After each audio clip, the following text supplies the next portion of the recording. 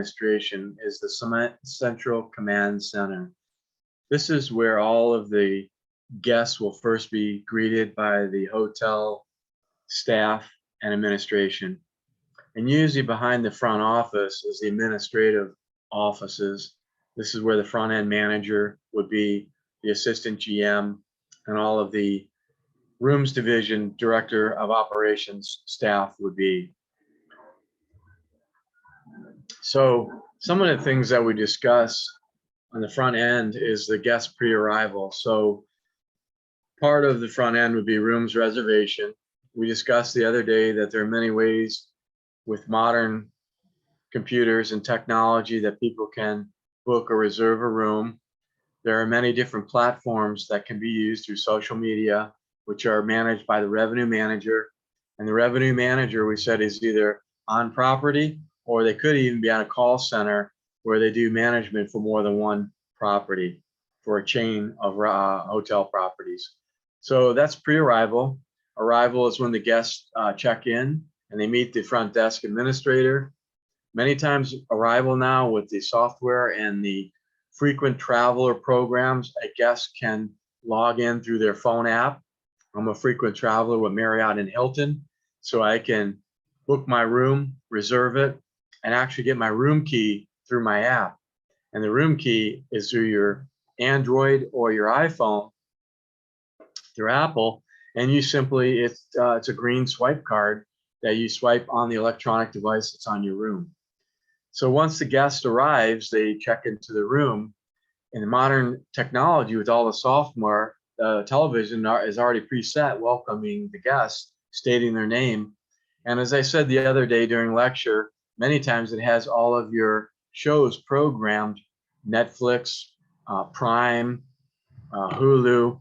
You're already programmed to your particular stations and your app. And so part of all this is part of the guest stay, and then departure would be checkout. Again, you can either go down to the front desk, check out, turn in your key, or through the modern apps, you simply check out through your phone. And this is a convenient service to many people. So the front office guest cycle has really changed dramatically over the last 7 to 10 years. So guests choose their hotel. We choose a hotel based on previous discussions of the type of hotel, travel, which would be going down a highway on a destination, or it could be for a convention or conference, so a long-term stay. It could be for a family vacation. It could be a vacation rental, timeshare, Airbnb, or a vacation by rental, which Marriott and Hilton both manage now. And it also could be a business travel, staying in a inner city hotel with all the convenience and amenity that a business travel would want. And here in Palm Beach County, we said it would be for travel and tourism, for family vacations, destination travel. And these hotels were based on the frequency of travel and their reputation. So the guest cycle, when it talks of what is the guest cycle is reserving, booking the room, or registering the room. And during the cycle, the guest develops a relationship with the front office person. They'll get to know that person more than they would anyone else. Because if we need maintenance or engineering, we call the front desk. If we need clean linen or additional or extra linen or special guest services, we always reach out to the front desk. In world-class resorts, they'll have a concierge, bell person, house person, or someone that would be available to the front desk administration to assist in that. If we do have guests walk in, what that means is the guest does not have a reservation. They're walking in to book a room, use identity and a method of payment, credit card, to check into the room and stay for a certain period of time. Guests will always present their identification. We check their ID with their credit card. They have to match. We also check ID. And some of the case studies that you see in the videos, you see improper methods of how the front office person checks the guest's ID when a guest loses their key card, or when a guest is checking in instead of just writing the room number down without announcing it. In many situations, front office person loudly announced the guest room, which is an inappropriate method of checking someone in because they could be identified by people in the surrounding area. And this is how fraud or incidents happen in a particular hotel environment. So the front desk agents have to be sensitive to the accessibility when checking the guests in. If there are American Disability Act requirements by the guest, all hotels have to have special designated rooms that are assigned to the guests that they could check out, larger bathroom areas, wheelchair access to the showers, wider entrance areas, methods of gaining access to the room that a traditional guest who does not need these ADA compliances would not require. So registration is complete when the guest has established a method of payment, and then it is put to their folio. The folio is the guest's contract where all amenities from restaurants, bar, or anything that gift shops that the hotel has available, where payment will be posted or billing will be accrued, where the guests will have to pay upon checkout or late departure. This is all known as the guest cycle. Okay, so occupancy, room is vacant and ready. These are some of the key terms that you want to know. If a room is out of order, that means it's taken out of inventory, which means that maintenance and engineering are working on that room. A room lockout means that someone cannot gain key access to that room. Be familiar with check-in, check-out. A late check-in and check-out means that a guest has a late arrival. They could be flying in by plane in a late plane, and they want to make sure that the room is not sold or the hotel doesn't oversell that room, knowing that the guest is going to be there. In earlier years, it was our goal as a hotel operator to oversell the rooms by a certain percentage, knowing that we would have no show. But today in modern society, with the social media and automatic pay through frequent traveler apps, it's a little bit more difficult to manage. But through these frequent traveler apps, a guest can put their travel requirements, meaning they will check in early or check out late. And you can actually put down in-room service if you want certain placements in your room before arriving. Sleeper just means someone that's going to sleep in late. They usually put a sign on the door. Skipper means that someone's a no-show. They didn't show up to book the room. So these are some of the terminologies that you would study and learn that would be on your midterm and your final exam. And then when we do the room revenue, you need to know the terminology. Single occupancy means one person. Double means that two people. A double means two double beds, usually two queen. A studio is a small suite. A mini or a junior suite is a little bit larger, meaning it has a living room suite. Then you have your queen, your king, and twin rooms.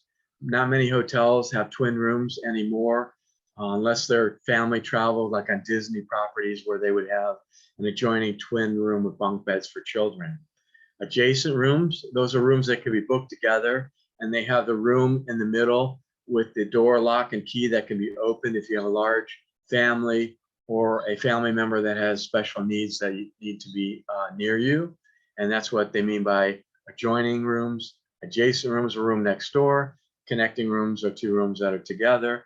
And there are many different size suites today because of long-term stay properties and guests that want to have more like a business travel living room suite where they could have meetings. And some of these suites have adjoining or attached rooms that are attached to conference rooms. And the conference room is booked out by a corporation, and there are rooms on each side that the company can use for the executives while they have meetings there on property.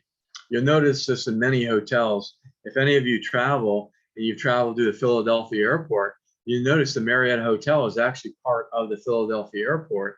And the reason why it was designed this way is so that business travelers could fly in, have meetings, and fly out. And of course, this is before we became very popular with Zoom and Skype and all of these type of conference calling platforms that we use today. The occupancy stage of the cycle, the guest coordinates their services with the front desk, as we said. Guest complaints are resolved through front desk. The front desk will call the appropriate department head or director if they need assistance in taking care of the guest complaint. Earlier in one of our lectures, we discussed that a manager on duty, MOD, is always on property, AM, mid, and PM shift. That means that if a front desk administrator cannot get in charge of the department head and the department head is not on property to resolve an issue, they'll call the manager on duty, and then the manager on duty will take initiative to correct that problem. Some cases, it might be going to housekeeping and getting additional linen. It could be getting iron, an ironing board. It could be getting extra sundries, shower or bath things that guests would require. Or it could be that you might have to change a guest room. The room is out of order, or it has maintenance issues, and the guest has to be changed or into a different room, and there may not be a room available. So you have to meet with the manager on duty to correct this situation. This is all part of the guest cycle while they're staying on property. The final stage of guest cycle is accounting. This means that the guest has to reconcile their folio before they leave the property. They would have a credit card on file, or they would have a payment method through iPhone or Android, which could go directly to the frequent traveler's web payment method.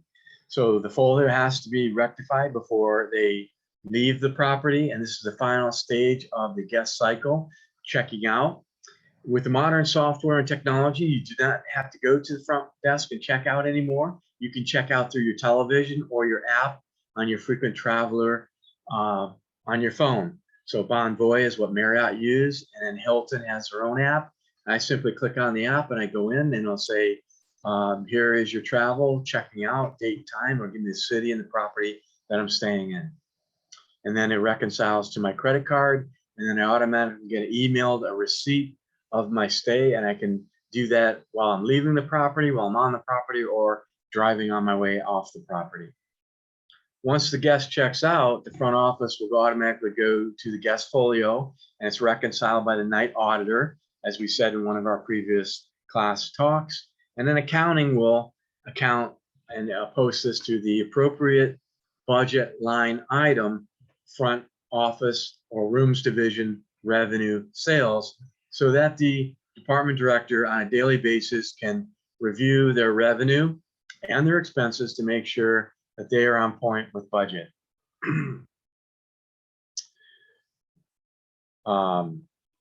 So automated systems have been updated. We call this the PMS, Property Management System. There are many different types of PMS systems. Most PMS systems will include everything we discussed as reservations. We said that there are no PBX phone operating systems anymore. Most hotels used to have an operator who would take the calls from the room and plug into the different department or director that they would need to talk with. But most phones today are only used in the room for emergency purposes. Everyone uses their cell phone. It used to be part of your folio. You were automatically charged a phone rate.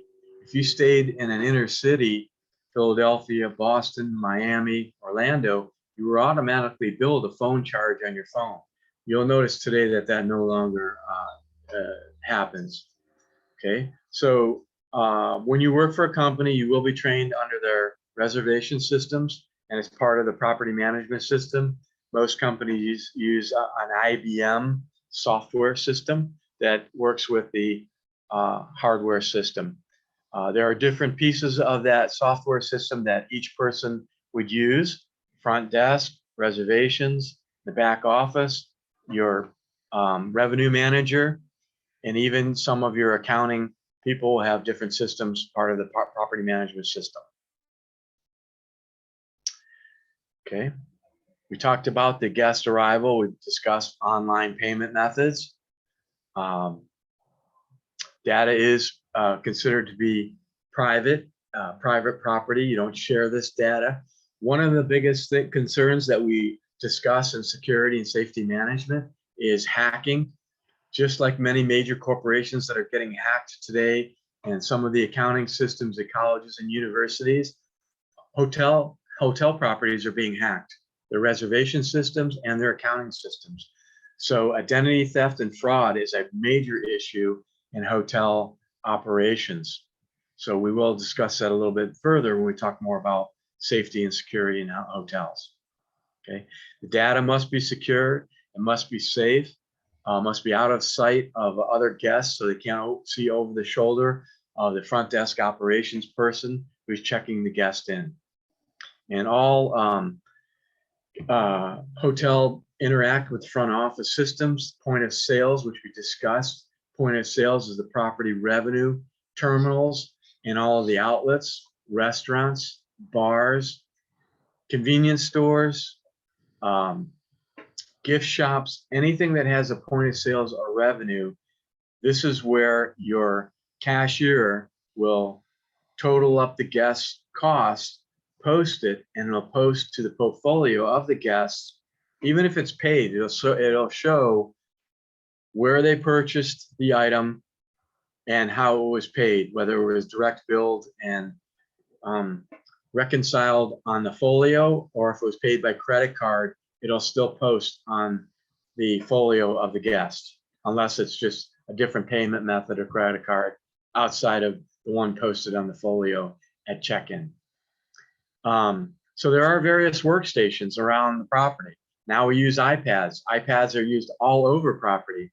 Many properties, when they have large convention centers, you'll see a front desk administrator or a guest services person out front on an iPad checking guests in to a conference, so they don't have to immediately go in line in the front desk. This helps to expedite the process of getting people to where they need to go. So this is part of the guest cycle stage.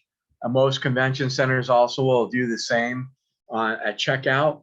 They will either have a booth in the convention center. They'll say the name of the group, and it'll be representing the front office administration. So they'll have a special checkout or register for the guests to check in and check out. I used to do this in food and beverage.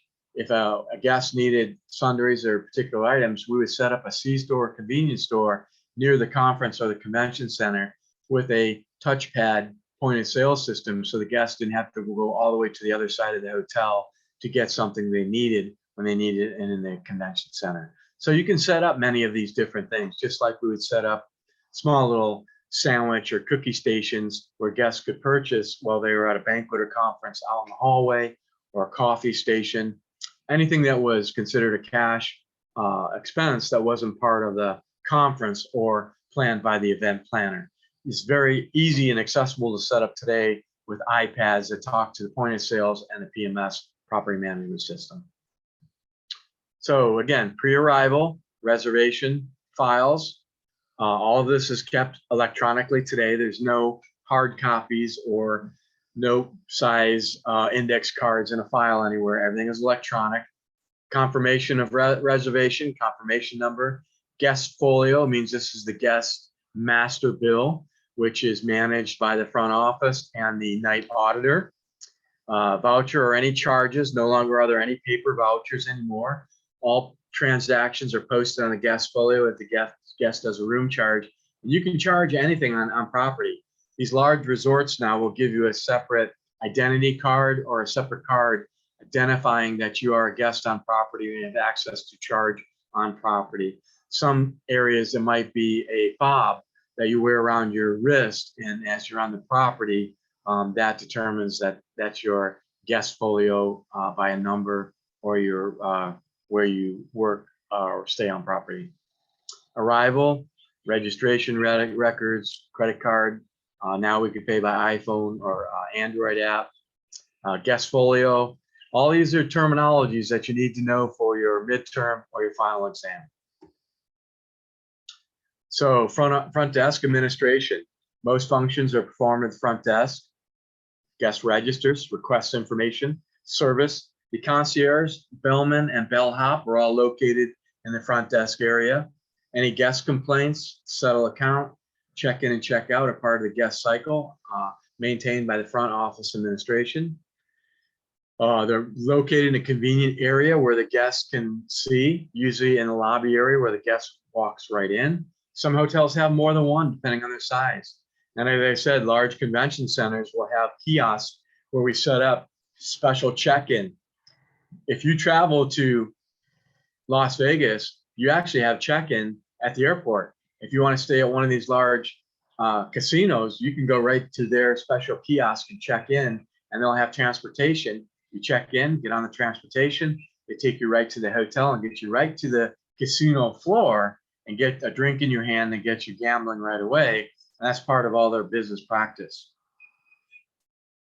Okay, so the desk now, the front desk have changed. We said in Japan now they're using self check-in kiosks like we have seen at the airport where you don't meet a guest. I have reservations about this because I feel that the customer service and the personal meet and greet still is part of hospitality and hospitality sales. But like everything else, things are changing and we have to change with those times as managers and directors.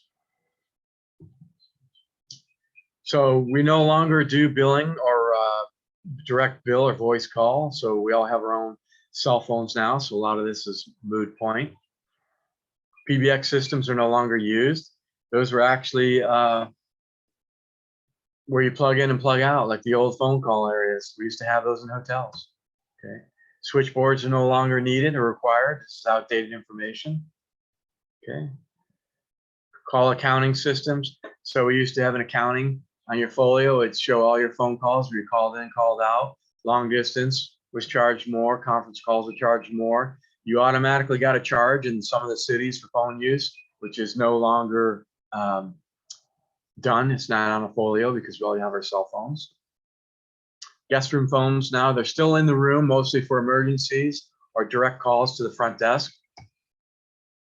We no longer use pagers. Everyone uses cell phones. Some of your Nextel type phones are used in hotels for directors and operators because they have pagers and cell phone on them. A pager would be to beep one of our fellow department heads and talk directly through the phone to them. In-house phones, you'll see little phones all over. That's just in-house. You can still pick up because they go to direct line to different departments. And PMS, Property Management System. Know this acronym. There are different types of property management systems, hardware systems you purchase, and there are many different types of software. Most of them are cloud-based today, so you're not spending a lot of money on these particular type of hardware. We used to spend hundreds of thousands of dollars on property management system, but now because they're cloud-based, you don't have to spend that type of money on the systems. Okay, so reservation software system we talked about. Rooms management. This means that you can get a direct response now as a guest to housekeeping or to the manager on duty. Accounting management software now is used by the accounting department. It talks directly to the night auditor and to the guest services at the front desk.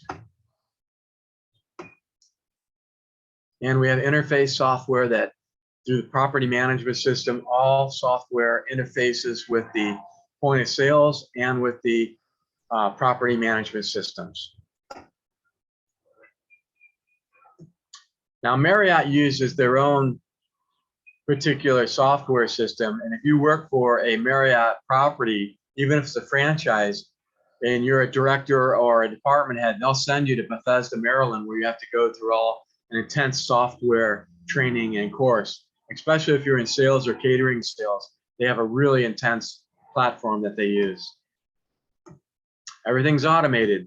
So the sales system now, everything has to be, all banquet event orders have to be typed into the software system. There's boxes that you check off so you can't miss or go forward.